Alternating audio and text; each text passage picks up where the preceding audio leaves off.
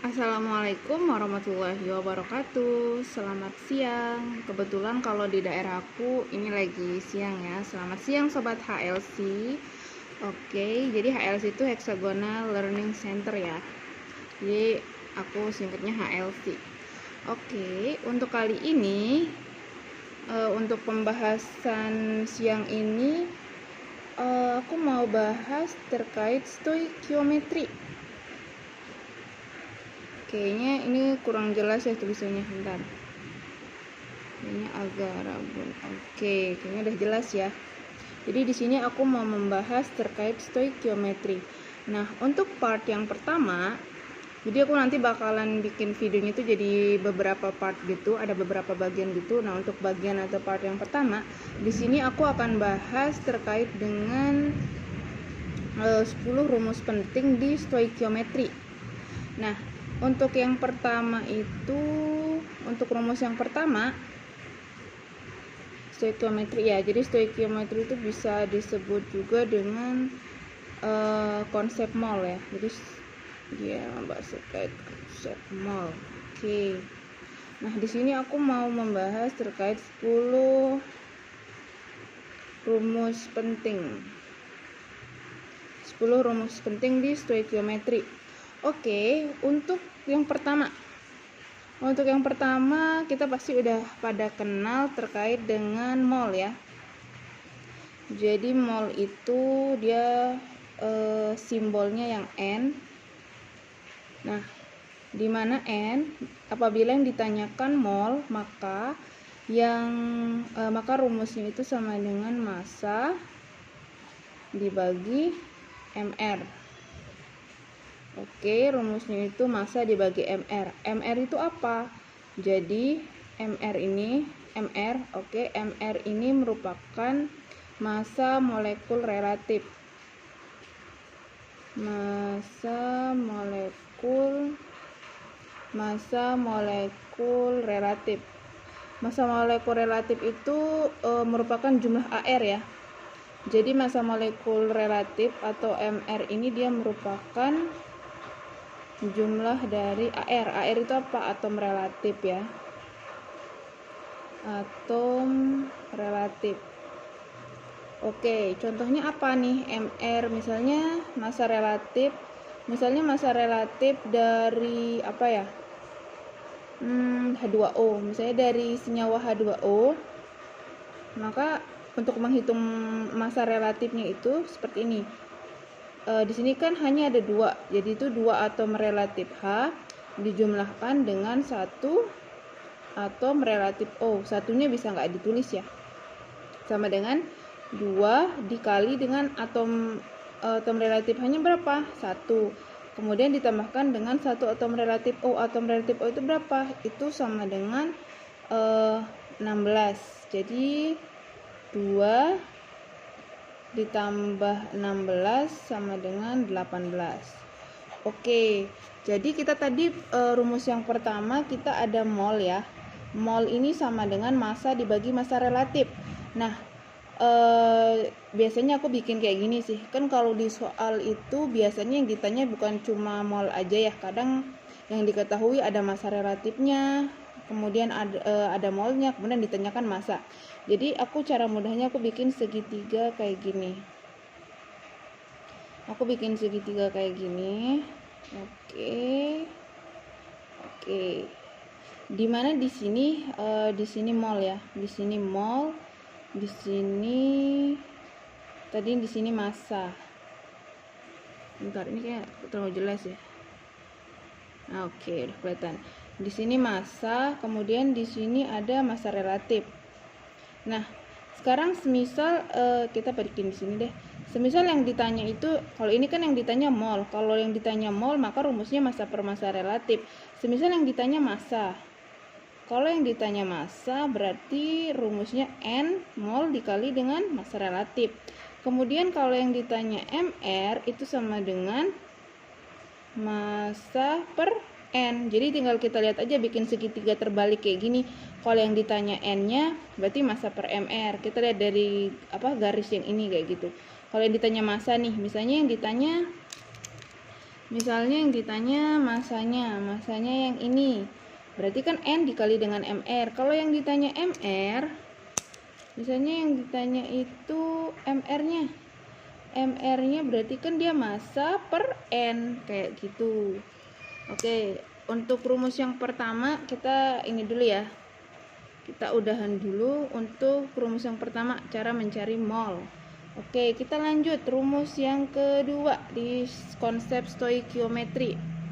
Untuk rumus yang kedua itu rumus mencari mol ya. Itu apabila diketahui dalam soal itu diketahui volume.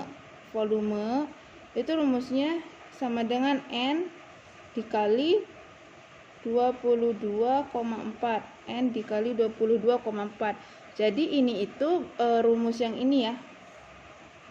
Rumus yang ini itu digunakan ketika suhunya itu 0 derajat Celcius dalam keadaan 1 atm. Jadi ada ketetapannya gitu. Jadi rumus yang ini itu yang volume, kalau yang ditanya volume ya, N dikali 22,4 itu sama dengan 0 derajat Celcius. Dia itu dalam keadaan 0 derajat Celcius dan pada tekanan 1 atm. Atau dia ini dikenal dalam keadaan STP. STP atau keadaan, sorry ya tulisan aku rada jelek. Ini keadaan standar. Oke, kemudian yang rumus yang ketiga. Rumus yang ketiga itu tuh ada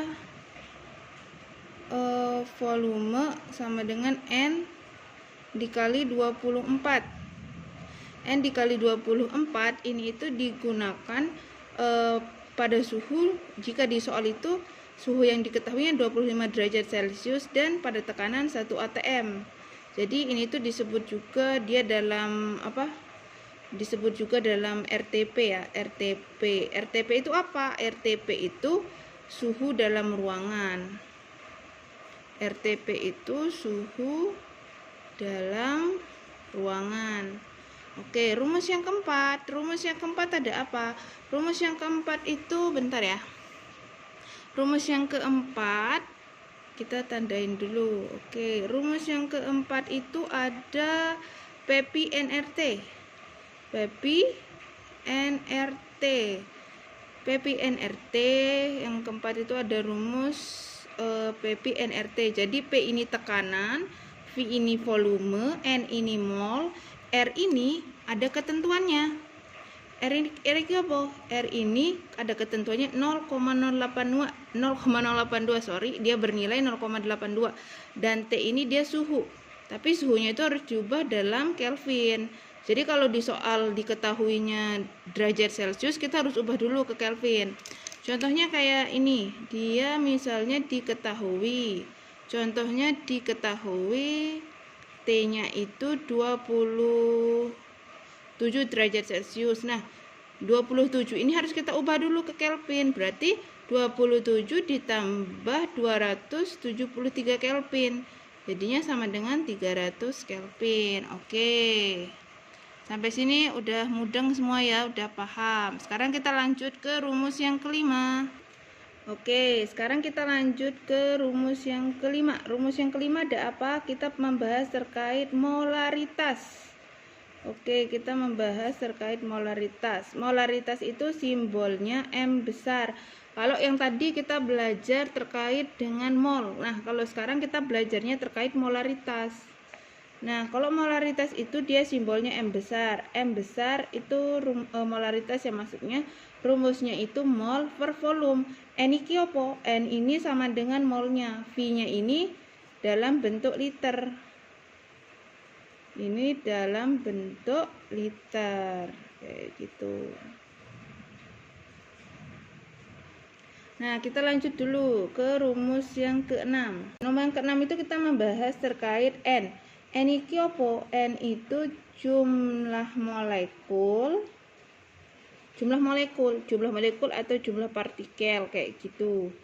Rumusnya ini apa? Kalau jumlah N ini apa? N ini jumlah molekul dan jumlah partikel gitu ya penjelasannya. Rumusnya itu apa? Rumusnya untuk mencari N atau cara kita menentukan jumlah molekul atau partikel itu rumusnya N dikali L. N ini apa? N ini mol. N ini bisa saja diketahui di soal atau kita bisa juga mencarinya. Nah, nilai L itu sama dengan 6,02 ya, sorry. Nilai N itu 6,02 dikali 10 pangkat 23. Oke, kayak gitu. Oke, kita lanjut dulu ya ke rumus yang ketujuh. Tenang aja, nanti di sini kita bakalan bahas soalnya juga. Yang ketujuh itu ada juga terkait dengan jumlah atom, di mana jumlah atom itu sama dengan banyak atom N. Banyak atom N ya. Atom N yang mana? Atom N itu yaitu banyaknya atom, banyaknya jumlah molekul yang tadi itu sama. Jumlah atom itu ya sama dengan jumlah molekul tadi. Kayak gitu. Nanti lebih jelasnya kita masuk ke soal ya di part yang kedua. Nah, kemudian biasanya di konsep mol yang ke-8 ini biasanya di soal itu diketahui itu terdapat 2 gas. Ada 2 gas di mana suhu dan tekanannya itu sama. Nah, jika di soal itu ada 2 gas, jadi ini tuh 2 gas yang ada 2 gas ya. Ada 2 gas yang berbeda gitu. Kemudian tekanan dan suhunya itu sama. Oke ya, kita lanjut dulu. Tadi sampai mana nih tadi? Oh ya, tadi sampai rumus yang ke-8 ya. Maaf ya, tadi ada di skip dulu. Nanti mungkin videonya yang tadi kepotong, aku ini diperbaiki lagi. Kita lanjut ya ke rumus yang ke-8. Di mana rumus yang ke-8 itu diketahuinya apabila ada 2 gas, kemudian tapi dia dalam tekanan dan suhunya sama kayak gitu. Biasanya bunyi soalnya pada suhu dan tekanan sama kayak gitu, volume dari gas ini segini, terus ini kayak begitulah pokoknya. Misalnya nanti dicarinya apa kayak gitu, nanti kita bahas soalnya lebih lanjut ya. Jadi kita lanjut dulu, rumusnya itu sama dengan N1 per V1 sama dengan N2 per V2. Ini rumus kalau ada 2 gas tapi TP nya sama. Oke, yang ke-9 itu tuh ada 2 gas. Kalau dia 2 gas, TP-nya beda. TP itu apa tadi? TP itu suhu dan tekanannya berbeda. Ada 2 gas, suhu dan tekanannya berbeda. Dia pakai rumusnya apa? P1 dikali V1 per P2 dikali V2 sama dengan N1 kali R1 dikali T1 per N2 dikali R dikali T2 ya. Ini bukan R1 ya. Dikali R, karena nilai R itu kan sama semua ya. Oke, terus kita lanjut ke rumus yang ke-10. Rumus yang ke-10 itu apa? Kita akan bahas terkait dengan molaritas campuran. Oke. Molaritas campuran itu nanti kita bisa pakai rumus N1 ditambah N2 ditambah NNN selanjutnya seperti itu dibagi dengan volume totalnya. Oke, adik-adik semua, mungkin untuk pembahasan di part pertama ini, karena kita hanya membahas terkait 10 rumus penting di stoikiometri. Jadi sampai sini dulu ya pembahasan kita terkait dengan rumus-rumusnya. Untuk part 2 nanti kita akan full membahas soal-soal terkait dengan stoikiometri. Dan untuk adik-adik jangan khawatir, untuk 10 rumus yang aku baru tampilin di sini, nanti aku bakalan bikin filenya dan aku bakalan cantumin linknya di link deskripsi ya, jadi adik-adik bisa gunakan buat belajar juga. Terima kasih ya, dan jangan lupa di follow juga Instagramnya Hexagonal Learning Center, karena nanti di sana kita bakalan banyak membahas terkait dengan berbagai cara metode mengerjakan soal-soal kimia gitu ya, dari kelas 10, 11, 12, pokoknya cara-caranya wes ampuh. Oke, terima kasih buat adik-adik yang telah menyaksikan. Assalamualaikum warahmatullahi wabarakatuh. Selamat siang semuanya.